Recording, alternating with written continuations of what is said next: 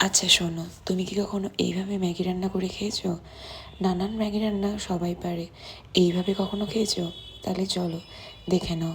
তো ফার্স্টে গ্যাস জ্বালিয়ে গ্যাসটাকে গরম করে নিতে হবে কড়াইকে, তারপর দুটো ম্যাগি নিতে হবে, দুটো বাটার নিতে হবে।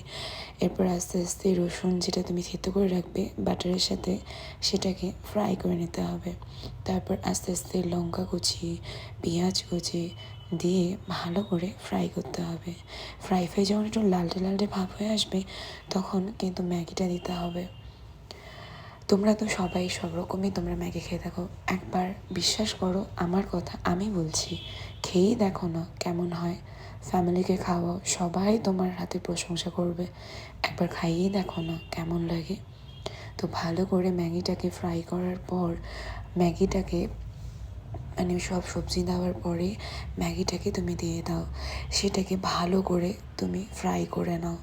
করে নেওয়ার পর হাফ কাপের মতন জল দিতে হবে।